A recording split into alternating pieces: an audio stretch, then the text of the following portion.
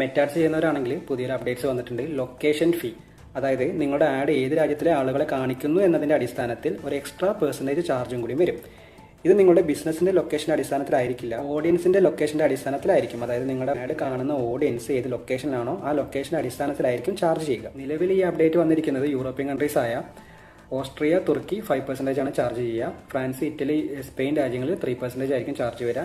And UK 2% ആയിരിക്കും charge വരിക. ഭാവിയിൽ ഈ ലിസ്റ്റിൽ ചേഞ്ച് വരാനും ചാൻസ് ഉണ്ട്. ശരിക്കും എന്തിനാണ് ലൊക്കേഷൻ ഫീ? ഈ പറഞ്ഞിട്ടുള്ള രാജ്യങ്ങളിൽ ഗവൺമെൻറ് ടാക്സ് ആയ ഡിജിറ്റൽ സർവീസ് ടാക്സ് ഉണ്ട്. ഗവൺമെൻറ് ടാക്സ് ആണത്.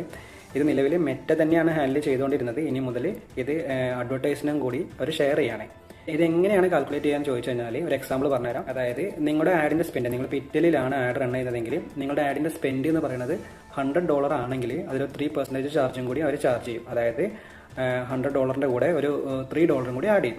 ഇത് ബില്ല് ജനറേറ്റ് ചെയ്യുമ്പോൾ ആ ബില്ലിലായിരിക്കും ഈ ചാർജ് ആഡ് ചെയ്തിട്ടുണ്ടാവുക. നോർമൽ ആഡ് സ്പെൻഡിൽ ഇത് ആഡഡ് ആയിരിക്കില്ല. ആഡ് സ്പെൻഡ് പ്ലസ് വാറ്റോ GST അങ്ങനത്തെ എന്തെങ്കിലും ടാക്സ് ഉണ്ടെങ്കിൽ അതും അതിൻ്റെ കൂടെ ഈ പറഞ്ഞിട്ടുള്ള രാജ്യങ്ങളിലെ ലൊക്കേഷൻ ഫീയും ആഡഡ് ആയിരിക്കും.